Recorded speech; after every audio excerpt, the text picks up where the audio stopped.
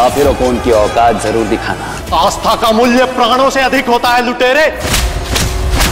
फिर मरने के लिए तैयार हो जाओ। रूल सिर्फ हमारे रिलीजन का है, उस इंडिया का नामो निशान को मिटा देंगे। अब कोई भी मंदिर, किला या मस्जिद का निर्माण नहीं हो सकता। हमारी सहायता कीजिए। धर्म परिवर्तन करने के लिए विवश किया जा रहा है। इतने समय से हम सभी धर्मों के साथ शांतिपूर्वक रह रहे थे। अब समय आ गया है इन पशुओं को खदेड़ भगाने का, जिन्होंने धूर्तता की सीमा को पार कर दिया है। जीत या हार के लिए नहीं, हम अपने अस्तित्व के लिए लड़ेंगे।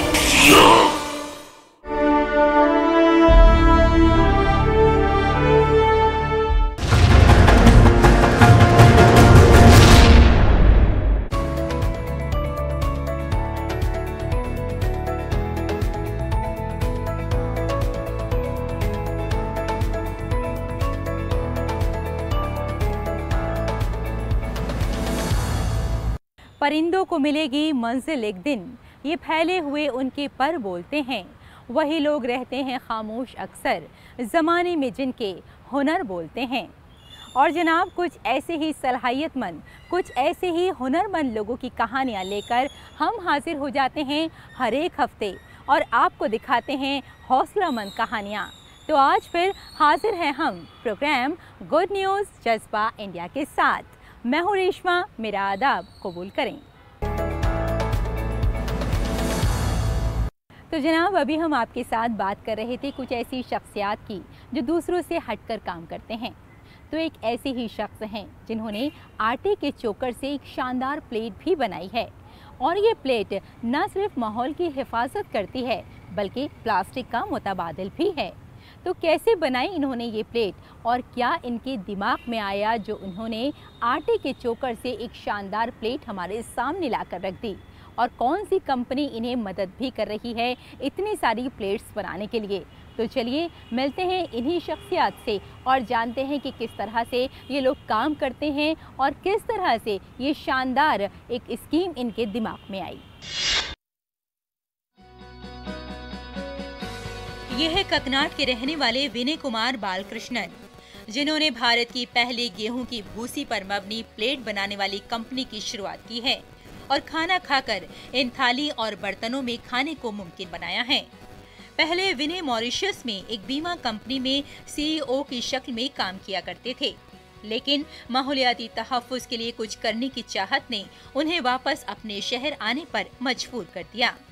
46 साल की उम्र में समाज के लिए कुछ करने की ख्वाहिश के साथ केरल लौट आए और यहाँ कुछ अलग करने की ठानी। उन्होंने देखा कि हर दिन इस्तेमाल में आने वाली प्लास्टिक क्रॉकरी माहौल के लिए बेहद खतरनाक है, इसीलिए उन्होंने कुछ नया सोचा। फिर क्या था, गेहूं की भूसी से बर्तन बनाया जो काफी खूबसूरत और टिकाऊ था। I have developed an innovative product which is made from edible wheat bran. This is a 100% biodegradable tableware where we make plates. This is available as a single-use product as an alternative to single-use plastic. Now plastic ban has come, so this will be an effective product. And after single use, if you want you can take a bite, otherwise you can use it as a cattle feed, poultry feed, fish feed or as organic manure. साथ ही मकामी तैयार माल और machine का भी इस्तेमाल किया। 3 साल की मशक्कत के बाद भारत का पहला गेहूं चोकर मबनी ब्रांड थूशान अंगमाली में कायम किया। मलयालम में थूशान उस पत्ते को कहते हैं जिस पर रिवायती तरीके से खाना परोसा जाता है। National institute for interdisciplinary science and technology CSIR Thiruvananthapuram ने उनकी सोच की कदर की और ऐसा बर्तन तख्लीक करने के लिए जरूरी तकनीक का इस्तेमाल किया। फिर एक इंजीनियरिंग फर्म की मदद से जरूरी मशीन से डिजाइन किया और इसको तख्लीक कर डाला। तंजीम का मकसद मार्केट में वसी पैमाने पर इस्तेमाल की जाने वाली प्लास्टिक की डिस्पोजेबल प्लेटों को माहौलियात का ख्याल रखते हुए उन्हें थूशान प्लेटों से बदलना है। इस्तेमाल के बाद उन्हें गायों के लिए चारा, मुर्गी पालन, मछली और पौधों की खाद की शक्ल में इस्तेमाल किया जा सकता है। और ख़ास बात ये है कि ये 30 दिन के अंदर पूरी तरह से मिट्टी में घुल जाएंगी। ये डिस्पोजेबल और आसानी से बायोडिग्रेडेबल है। सिर्फ इतना ही नहीं, ये प्लेट्स -10 डिग्री से 140 डिग्री तक दर्जा हरारत का मुकाबला कर सकती हैं और माइक्रोवेव के माहौल दोस्त मुतबादिल के तौर पर भी इस्तेमाल हो सकती हैं। इस इख्तिराई तस्वुर ने कई कौमी और बैनुल-अक़वामी अवार्ड्स भी जीते हैं।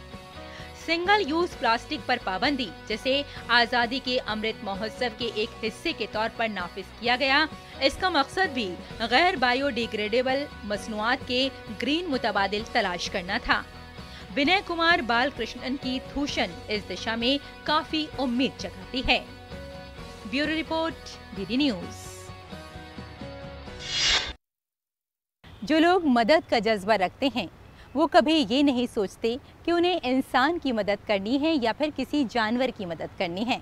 जी हाँ, एक ऐसी ही शख्सियत हैं जिन्हें डॉग अम्मा के नाम से जाना जाता है। आप समझ ही गए होंगे, डॉग से मेरी मुराद उन कुत्तों से है जो गलियों में आवारा फिरते हैं और कई बार खाना ना मिलने की वजह से या तो बीमार पड़ जाते हैं या फिर मर जाते हैं।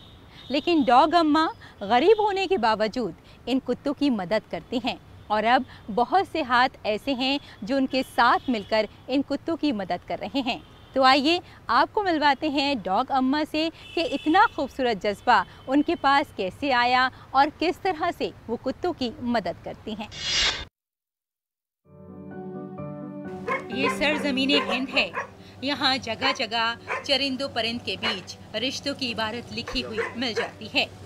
बंगाल की प्रतिमा देवी गुज़िश्ता 30 साल से दिल्ली की झुग्गी झोपड़ी में 400 कुत्तों की परवरिश करती हैं। उनकी छोटी सी झुग्गी इन आवारा कुत्तों का आशियाना है। प्रतिमा ना आए तो कुत्ते कुछ भी नहीं खाते।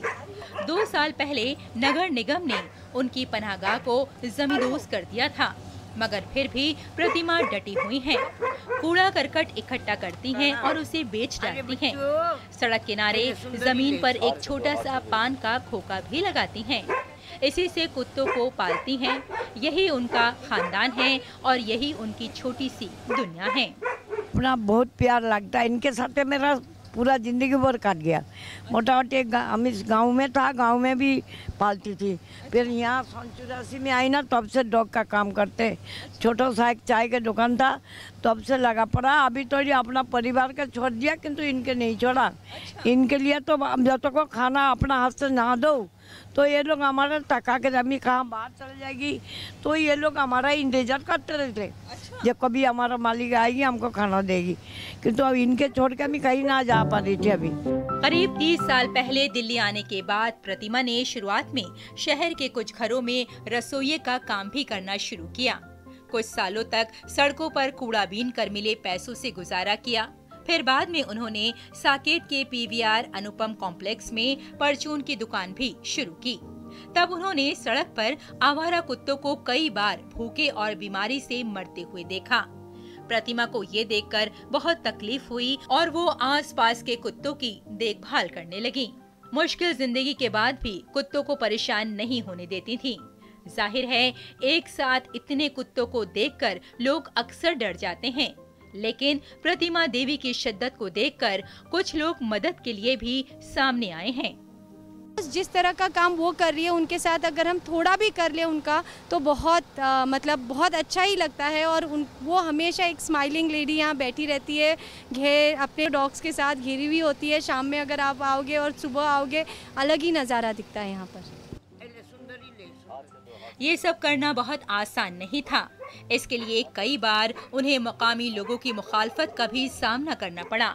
धीरे धीरे उनके कुत्तों की तादाद बढ़ने लगी और अब तकरीबन 400 कुत्तों की पनाहगाह और माँ है प्रतिमा। इसलिए लोग उन्हें डॉग अम्मा के नाम से भी पुकारते हैं। शहला निगार की रिपोर्ट, डीडी न्यूज।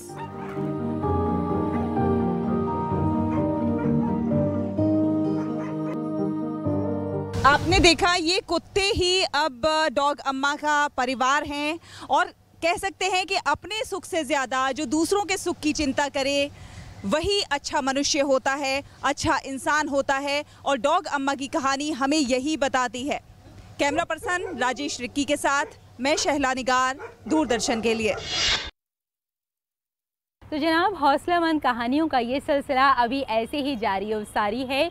आप हमारे साथ रहिए। फिलहाल हम यहाँ एक छोटा सा ब्रेक लेते हैं, जल्द हाजिर होते हैं। देखते रहिए गुड न्यूज़ जज्बा इंडिया का।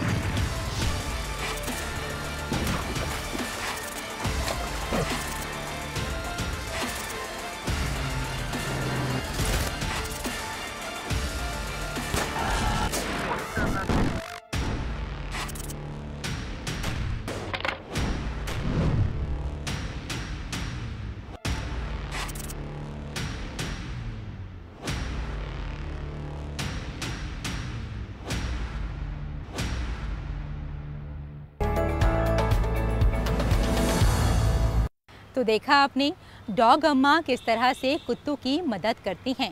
वाकई बहुत कम लोग ऐसे होते हैं इस दुनिया में जो इंसानियत के नाम अपनी पूरी ज़िंदगी वक्फ कर दिया करते हैं। एक ऐसे ही शख्स हैं कल्लू राम, जो बेहद ज़ईफ़ हैं, लेकिन उनका जज्बा किसी नौजवान से कम नहीं है। आपको बता देते हैं कि उन्होंने एक तालाब खोदा है और इस तालाब से न सिर्फ इंसान फैज़याब हो रहे हैं, बल्कि चरिंदों परिंद भी अपनी प्यास बुझाते हैं। आइए मिलते हैं कल्लू राम से।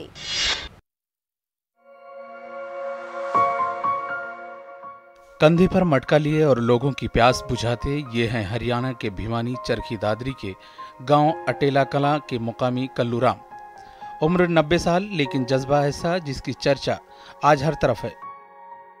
कल्लू राम आज कई नौजवानों के लिए तरगीब का बाइस हैं। बिना किसी की सुने और दिल में जज्बा लिए 90 साला कल्लू राम ने लगातार 50 सालों तक अनथक मेहनत के बाद पहाड़ों के बीच तालाब बनाकर इंसानियत की मिसाल कायम की है। ये तालाब अब हर साल सैकड़ों जानवरों परिंदों की प्यास बुझाता है। इतना ही नहीं, कल्लू राम की 3 पीढ़ियां इस तालाब के लिए पहाड़ों में रास्ता बनाने और पानी पहुंचाने के लिए लगातार उनके साथ काम कर रहे हैं। कल्लू राम के दिल में एक टीस जरूर है कि यहाँ तक पहुँचने का पक्का रास्ता बने और चरिंद व परिंद के लिए इस तालाब में पानी पहुँचाने की कोई मुस्तकिल हल हो। लगभग 50 साल से मैं इस तालाब को बना रहा हूँ। अब यह तालाब बन के तैयार हो गया है। मुझे बहुत अच्छा लगता है और मैं ये चाहता हूँ कि इस तालाब का रखरखाव किया जाए। गांव अटेला कलां से निकलते ही पहाड़ की चढ़ाई शुरू होती है और करीब 1.5 किलोमीटर की चढ़ाई के बाद कल्लू राम के बने तालाब पर पहुंचा जा सकता है। कल्लू राम आज भी सुबह 4 बजे से उठकर तालाब तक पानी का मटका लेकर पहुंचते हैं और दिन भर तालाब के आसपास पत्थरों को उठाकर तालाब की खूबसूरती के लिए जुटे रहते हैं। कल्लू राम कहते हैं कि लोगों की मुखालफत का सामना किया तो घर वाले भी परेशान हो गए थे, फिर भी दिल में चरिंद व परिंद के लिए कुछ करने का जज्बा था। ये जोड़ पक्का होना चाहिए, इसका रास्ता बनना चाहिए और यहाँ ऊपर ग्राउंड बना रखा है मैंने। यहाँ एक खेल का मैदान होना चाहिए, इसमें व्यायामशाला हो जाए तो बच्चे नीचे है ऊपर तक उनकी वर्जिश हो जाए और यहाँ प्रैक्टिस करें, टाबर खेलने कूदे, अच्छी बात सीखें। दरअसल कल्लू राम 18 साल की उम्र में पहाड़ों में बकरियां और गायों को चराने के लिए जाते थे। उस समय वहां पानी की कमी की वजह से चरिंद व परिंद की लगातार मौतें हो रही थी। ये देखकर कल्लू राम ने दिल में कुछ करने की ठानी और लगातार हथौड़े व छैनी से काम करते हुए पहाड़ों के बीच तालाब बनाने में जुट गए। इस तालाब को बनाने में करीब 50 साल लगे। कल्लू राम की इस काम की इत्तला मिली तो पिछले दिनों डीसी श्यामलाल पुनिया और एमपी धर्मवीर सिंह ने पहाड़ों पर चढ़ाई चढ़कर मौके का मुआयना करने के बाद कल्लू राम के हिम्मत को सलाम किया है। साथ ही इस इलाके को टूरिस्ट स्पॉट बनाने की बात भी कही। अब कल्लू राम अपने बेटे वेद प्रकाश और पोते राजेश के साथ इस तालाब तक आने के लिए एक आर्जी रास्ता बनाने में मसरूफ हैं। बेजुबानों के लिए कुछ करने का जज्बा ही उन्हें दूसरों से अलग बनाता है। Bureau report, DD news.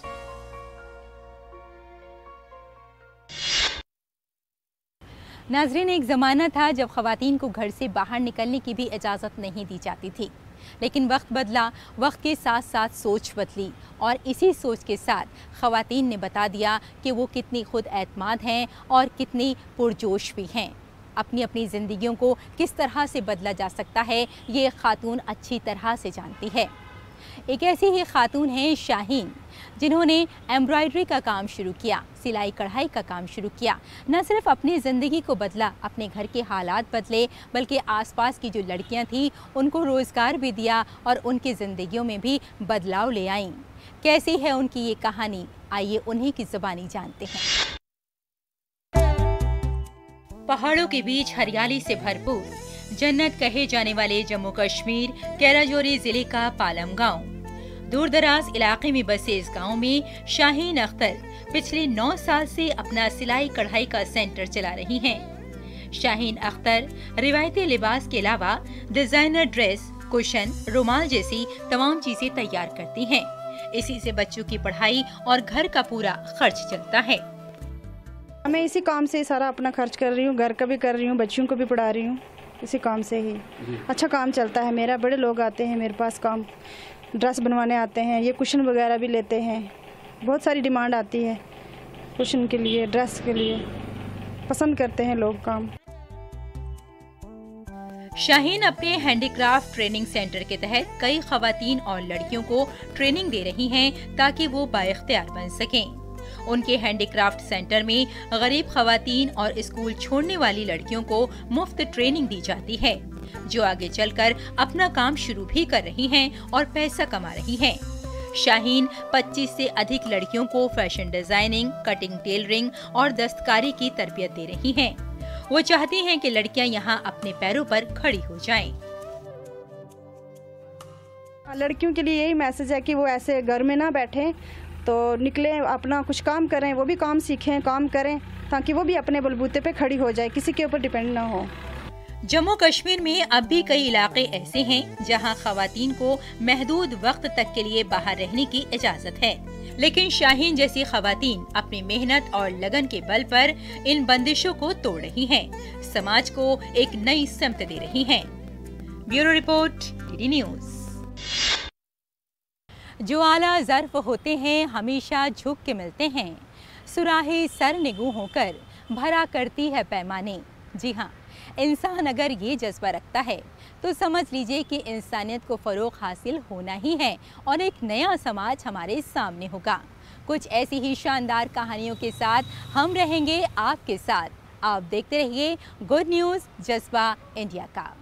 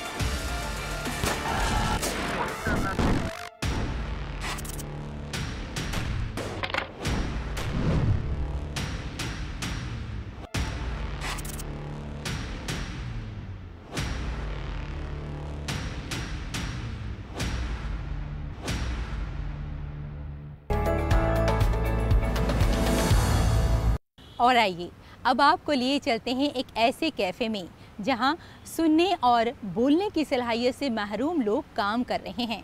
वाकई ये दुनिया का एक अलग ही किस्म का कैफ़े है जहां इस तरह के लोग काम कर रहे हैं। न सिर्फ काम कर रहे हैं बल्कि वो ये जानते हैं कि अगर हमारे अंदर हिम्मत है, हमारे अंदर हौसला है तो हम क्या कुछ नहीं कर सकते। और ये कैफ़े एक ऐसी ही मिसाल बनकर सामने आया है। न सिर्फ ये कैफ़े इस तरह के लोगों की मदद कर रहा है बल्कि उनके अंदर एक अलग किस्म का हौसला भी भर रहा है। तो आइए मिलते हैं इस कैफ़े के मालिक से और जानते हैं कि ये स्टाफ किस तरह से यहाँ पर कुछ अलग तरीके से काम करता है।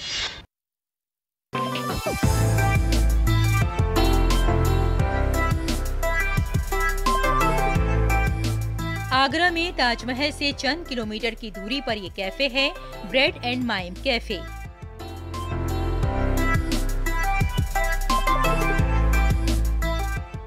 इस कैफे में आप जब आएंगे तो यहाँ आपका इस्तकबाल साइन लैंग्वेज से होगा।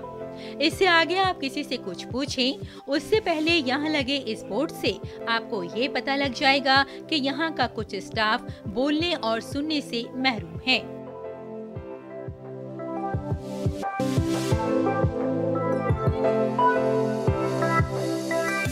इस कैफे को एक ऐसे शख्स ने शुरू किया है जो चेन्नई के एक कॉलेज से इंजीनियरिंग कर चुके हैं। नाम है तपस वशिष्ठ। कैफे का नाम ही ब्रेड एंड माइम है। माइम का मतलब होता है टू टॉक इन एक्शंस या फिर अपने बॉडी लैंग्वेज के साथ। वैसे ही हमारे यहाँ जो काम करते हैं व्यक्ति, वो लोग बोल और सुन नहीं सकते। ऐसे हमारे यहाँ 4 लोग हैं, टोटल स्टाफ 8 लोगों का है, और वो लोग हम सुन नहीं सकते और बोल नहीं सकते। कैफे खोलने का ख्वाब इनका काफी पुराना था, लेकिन बोलने और सुनने से महरूम लोगों को नौकरी पर रखने की बात इन्होंने कभी नहीं सोची थी। मुंबई में हुए एक वाक़े ने इन्हें ऐसा करने की तरकीब दी। फिर आगरा में कैफे शुरू करने से पहले YouTube पर साइन लैंग्वेज सीखी और कैफे का ये पूरा कॉन्सेप्ट तैयार किया। कैफे में आने वाले लोगों से ये स्टाफ आसानी से इशारों में एक दूसरे की बातचीत को समझ सके, इसके लिए तपस ने एक खास सिस्टम बनाया है। जैसे हर टेबल का एक नंबर है। यहाँ बैठकर कस्टमर जैसे ही स्विच ऑन करता है, रिसेप्शन पर बल्ब जल जाता है। इसके बाद मेन्यू कार्ड से लेकर बिल तक हर चीज बिना किसी रुकावट के इशारों में आसानी से हो जाती है। यहाँ पर लोगों को कम्युनिकेशन इंटरेक्शन इजी करने के लिए यहाँ पर हमने काफ़ी चीज़ें प्रोवाइड करी हैं। जैसे के लिए ये मेनू का है, यहाँ से वाटर, कॉल दी मैनेजर, टिश्यू, स्पून्स, और आपको बिल मांगना है उसकी भी इसमें लिखा हुआ है। हमारे पास एक नोट पैड है और यहाँ पर आइटम कोड लिखा होता है मेनू पे। नोट पैड पे आप लिख सकते हैं आइटम कोड, क्वांटिटी और कस्टमाइजेशन। इस कैफे में पूरा सिस्टम सेट है। वैसे तो यहाँ 8 लोगों का स्टाफ है, पर उनमें से 4 लोग बोलने और सुनने की कुव्वत से महरूम हैं, जिन्हें यहाँ काम करने में लेकिन बड़ा मजा आ रहा है। बहुत अच्छा लगता है लोगों से इंटरेक्ट करना। बाकी जगह इधर उधर कोई इनका सुन नहीं सकते, बोल नहीं सकते, तो इसलिए कोई इनको इतना प्रोत्साहन करता नहीं है काम करने के लिए। जब मैं छोटा बच्चा था, मैं ऊपर से नीचे ऊपर जा रहा था और नीचे गिरा, तब इसके सर पे लगी चोट और तब से इसको सुनाई। इस कैफे में आने वाले लोगों ने जिस तरह रिस्पांस दिया है, उससे तपस बेहद खुश हैं। आखिर जिस सोच के साथ उन्होंने ये कैफे खोला था, वो उसमें पूरी तरह से कामयाब हैं। अब इनका जयपुर में भी ऐसा ही एक कैफे खोलने का इरादा है। वहाँ भी इसी तरह का स्टाफ रखा जाएगा। ये लोग बोल और सुन नहीं सकते, लेकिन अपने काम के लिए इनमें गजब का जज्बा है। एक आम इंसान से ज्यादा लगन और मेहनत से ये लोग काम करते हैं, और यही खूबी इन्हें बाकी लोगों से अलग और खास बनाती है। आने वाले कुछ दिनों में समात और गोयाई से महरूम एक लड़की भी इस कैफे को ज्वाइन करने वाली है। Bureau report, DD news. वाकिफ कहाँ जमाना हमारी उड़ान से, वो लोग और थे जो हार गए आसमान से। जी हाँ, कुछ ऐसी ही बेहतरीन शख्सियात की कहानियाँ हम आपके रूबरू करते हैं, ताकि हम सब की ज़िंदगियों में बदलाव लाया जा सके, और ख़ास तौर से हम पुरजोश तरीक़े से अपनी अपनी ज़िंदगी को गुजार सकें। न सिर्फ अपनी ज़िंदगी को, बल्कि दूसरों की ज़िंदगी में भी बेशुमार खुशियाँ ला सकें। और वैसे भी मैं आपसे हमेशा ये बात तो कहती ही हूँ कि जब हम मुस्कुराते हैं तो दूसरों को मुस्कुराने का सबब दे जाते हैं। तो आप मुस्कुराइए, खुद भी खुश रहिए और दूसरों को भी खुश रखने की कोशिश कीजिए। फ़िलहाल हमें यहीं इजाज़त दीजिए। Bye bye, take care.